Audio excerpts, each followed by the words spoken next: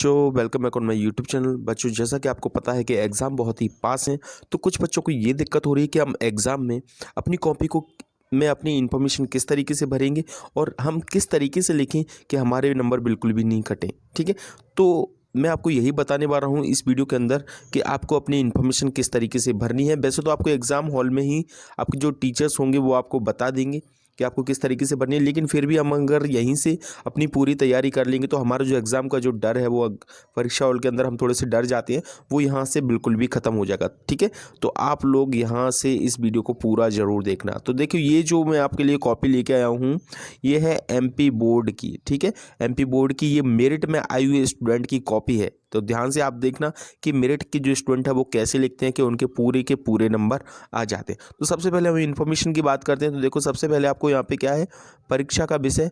तो यहाँ पे देखो हिंदी लिखा हुआ है।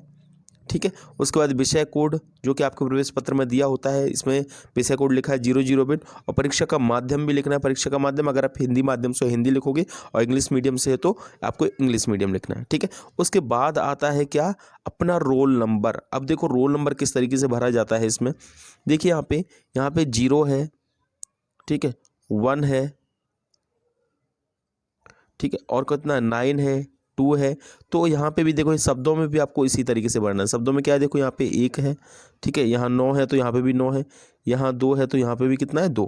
तो इस तरीके से हम क्या कर सकते हैं, अपने रोल नंबर को भर देंगे। ठीक है, ये तो हो गया आपको रोल नंबर किस तरीके से भरना है।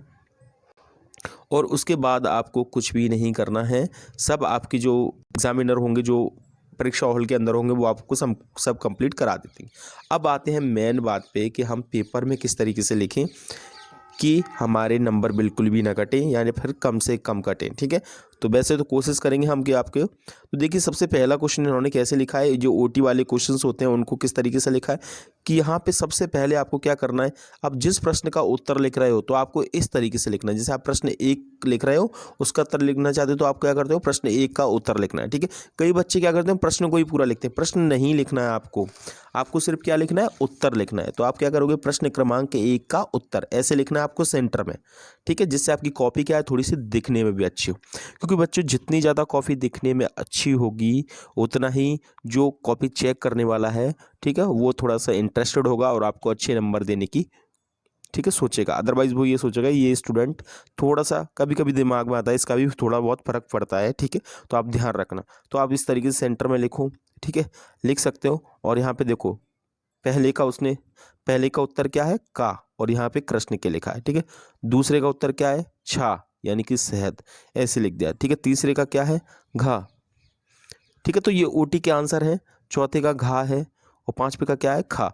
तो इस तरीके से आपको लिख देना है। समझ में आया आप लोगों को। ठीक है, तो ऐसे पूरा पूरा नहीं लिखना है, आपको इस तरीके से लिखना है। तो ये ओटी का आंसर था। ठीक है, ऐसे देखिए यहाँ पे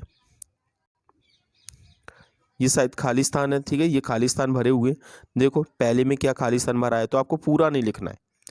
ठीक है, जैसे प्रश्न क्रमांक 2 में क्या है, यहाँ पे खाली स्थान है, तो देखो पूरा नहीं भरा है, यहाँ पे खाली स्थान, प्रश्न क्रमांक 2 का उत्तर लिखा है और खाली स्थान में जो भरना है सिर्फ वही भरा है। पहले में क्या भरना है, पहले में गांव में भरा है तो गांव में, ठीक है, दूसरे में महादेवी वर्मा तो महादेवी वर्मा, तीसरे में, ठीक है, चौथे में 16 तो 16 लिखा है और पांचवें में इस तरीके से पंचवटी तो पंचवटी। ठीक है, तो आपको पूरा नहीं लिखना है, जो आपका आंसर है सिर्फ वही लिखना है। ठीक है, कर लोगे कंप्लीट, इस तरीके से आपको लिखना है। अब देखिए क्वेश्चन नंबर 3, सत्य सत्य। सत्य सत्य देख लीजिए आप किस तरीके से भरे हैं। ये मैं सब कुछ आपको इसीलिए बता रहा हूँ जिससे आप एग्जाम में आराम से लिख सको। ठीक है, आपको यही दिक्कत ना हो कि आप कैसे लिखो, क्योंकि वैसे भी हम लोग का 1-2 साल का गैप हो चुका है कोविड में।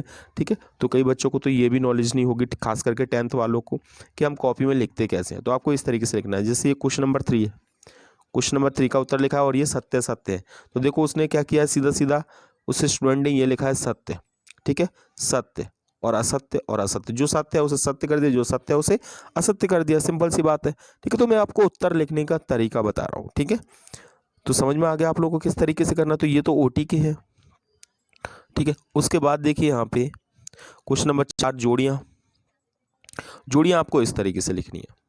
ठीक है, जैसे प्रश्न क्रमांक 4 है ये जोड़ियाँ, तो जोड़ियों में क्या किया है, देखिए जो आपका उत्तर है पहला, उसके सामने जो राइट आंसर है वो लिखना है। ठीक है, इस तरीके से नहीं करना है। कई बच्चे क्या करते हैं, ऐसे लाइन बना देते हैं। ये लाइन आपको बिल्कुल भी नहीं बनानी है। ठीक है, ध्यान रखना, लाइन बिल्कुल भी नहीं बनानी है। क्या करना है, ये जैसे ये उत्तर है, तो इसके सामने वाला उत्तर ही आपको लिख देना है, ठीक है। कृष्ण के सामने जो उनका राइट आंसर है वो लिखना है, ठीक है। नर्मदा के सामने जो उसका राइट आंसर है वो लिखना है, ठीक है। तो आंसर आपको सामने सामने लिख देने हैं। जैसे पहले का देखो अड़ा है तो पहले के सामने ही लिखा है, ठीक है। ऐसा नहीं कि वहीं पे आपने निशान बना दिए, इस तरीके से नहीं बनाने। क्लियर, समझ में आ गया आपको किस तरीके से करना है ये, ठीक है। अब आते हैं हम लोग, तो इस तरीके से आपको करना है। उसके बाद मैं बताऊंगा आपको कि 2-2 नंबर के क्वेश्चंस आपको कैसे लिखने हैं। देखिए 2-2 नंबर के क्वेश्चन को आपको ज़्यादा बड़ा करना ही नहीं है, बहुत छोटे छोटे आपको क्वेश्चंस लिख देने हैं। प्रश्न को अंक अड़ा, ठीक है, 5 का उत्तर है ये। तो ये इस तरीके से देखो, उत्तर कैसा होना चाहिए, देखो उत्तर बड़ा नहीं होना चाहिए, उत्तर कैसा होना चाहिए, बिल्कुल सटीक होना चाहिए, ठीक है। तो साधु से कभी उसकी जाति नहीं पूछनी चाहिए, उसे केवल ज्ञान से बातें पूछनी चाहिए। तो इस तरीके से, यानी कि सिंपल सिंपल भाषा में देखो उन्होंने आंसर दिया है। तभी तो ये जो कॉपी है ये एक मेरिट में आई हुई स्टूडेंट की है, ठीक है। तो इसमें तो बिल्कुल भी देखो, बिल्कुल भी गलतियाँ नहीं है, कितना नीट एंड क्लीन लिखा है। तो आपको यही काम करना है, आया समझ में। और सेंटर में लिखना है। और आप देखिए सेंटर में इस तरीके से लिखने के बाद आपको अंडरलाइन, क्वेश्चन आंसर खत्म हो जाए तो आप इस तरीके से देखो, अभी मैं आपको बता रहा हूँ, ये जो कॉपी है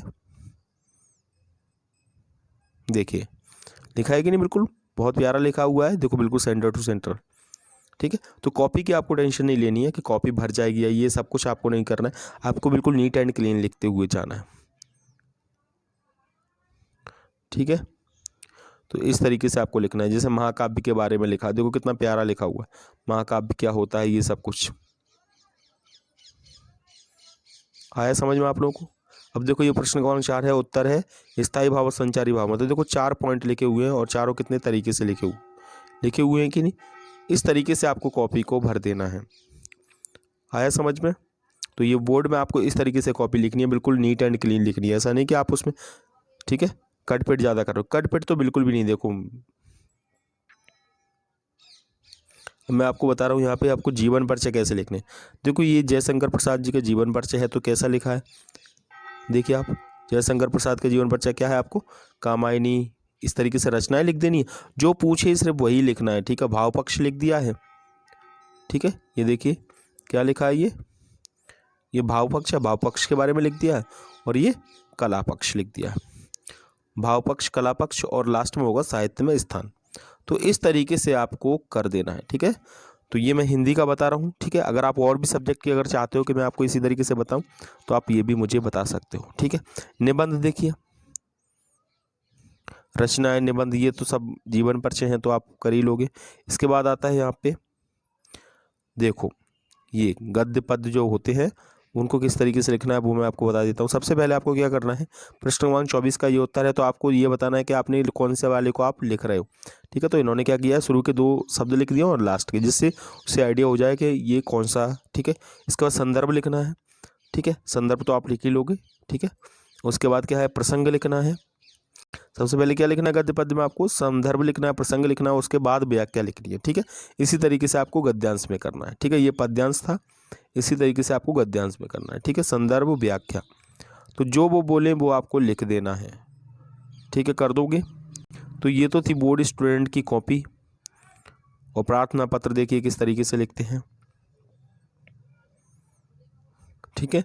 प्रार्थना पत्र देखो यहाँ पे क्या कर दिया है, यहाँ पे प्रार्थना पत्र देखिए कॉपी, ये देखिए इस तरीके से अपना एड्रेस डालना है, फिर उसके बाद जिसको आपको लिखना है ऊपर अपना एड्रेस, फिर जिसको भी लिखना है उसके बारे में लिखिए आप, ठीक है।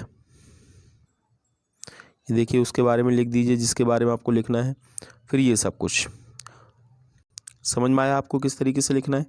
और ये लास्ट में निबंध, देखिए निबंध में सबसे पहले आपको क्या करना है, निबंध में सबसे पहले क्वेश्चन नंबर 28 देखिए, आपको पुस्तकालय का लिखना है तो पहले पूरी हेडिंग को लिखना है। पहले क्या करना है, आपको कंप्लीट हेडिंग को लिख देना है, ठीक है।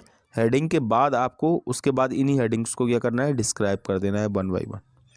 आया समझ में किस तरीके से लिखना है, ठीक है। तो ये थी आपकी हिंदी की कॉपी। आई होप आप लोग को पसंद आई होगी। अगर आपको ये पसंद आया तो प्लीज़ वीडियो को लाइक कर दीजिए, चैनल पर नए हो तो चैनल को जरूर सब्सक्राइब कर दीजिए। तब तक के लिए जय हिंद, वंदे मातरम।